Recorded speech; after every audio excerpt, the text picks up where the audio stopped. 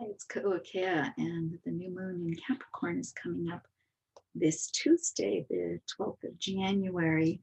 And here in Hawaii, it's at 7 p.m. In the West Coast, it's 9 p.m. So let's take a look at the chart.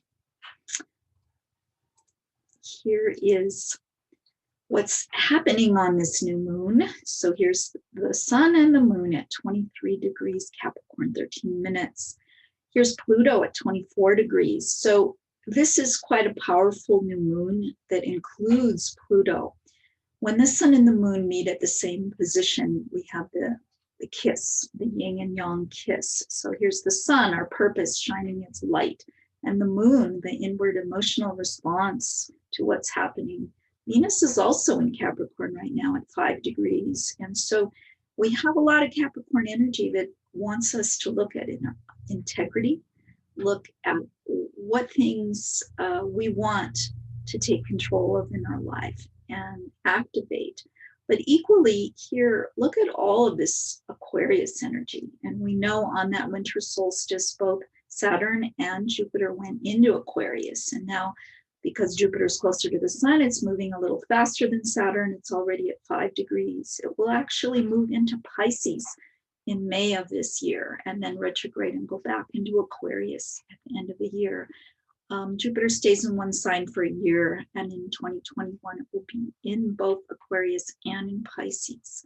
We've got this Mercury conjoined with Jupiter right now, so you may have the need to communicate and talk about your visions and talk about the future and big picture issues, which is all Aquarius territory. But the other big thing going on here is Mars and Uranus are very close to one another in Taurus. And on Inauguration Day, they meet up at 6 degrees. That's big stuff. So let's look at these Vista Mystery School cards about these planets and talk about that. So first of all, let's just take a quick look at Uranus. This is the awakener of consciousness, this planet, and it works with the Kundalini energy. It helps to awaken us. So if we want liberation from our past limitations, if we have the capacity for freedom and independence, we can awaken with this energy through conscious expression. Or we can be eccentric and irresponsible, unpredictable, and rebellious, which is a big theme of Aquarius right now. And this square between Aquarius and Taurus is playing out all year in 2021. If we take a look at, what is the energy of Mars all about, and how do these two planets meet up and conjoin with one energy? Mars asks us to have the courage to act on our desires. And so conscious expression of Mars is being assertive and initiating energetic action, being decisive with our originality and independence. Mars can also be aggressive and coarse in behavior and upset easily and forceful and headstrong. So we want to look at, how are we going to be seated in our grounding while we have these two planets conjoined and not get too irrational and too wild with rebellious ideas. Look at what are we fighting for? What do we want? Not what we don't want. Would be very, very helpful. If we go now and look at Pluto, which is conjoined 1 degree from where the sun and moon are, Pluto is all about transformation and renewal.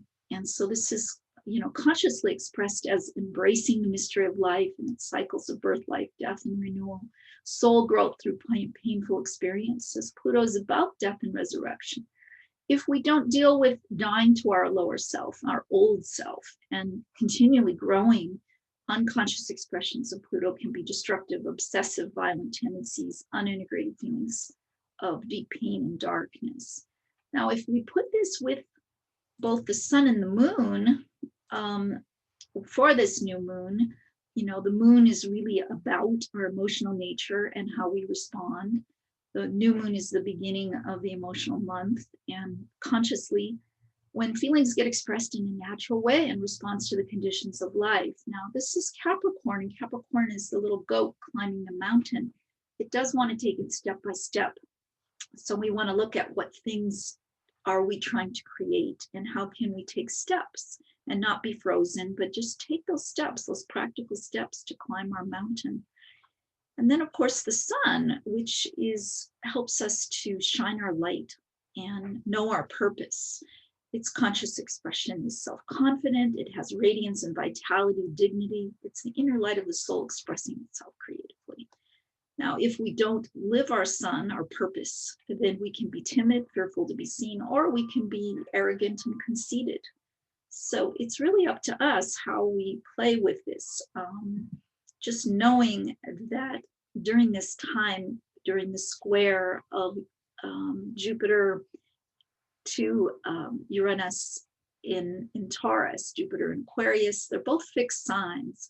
And there's just going to be this need for freedom and independence and change, and also a need to kind of dig our heels in, Taurus, and connect to the earth. And what better way than our bodies, just to be close to listening to the body and what the needs of the body are for comfort, for security, and to balance our need for freedom and independence with security and stability.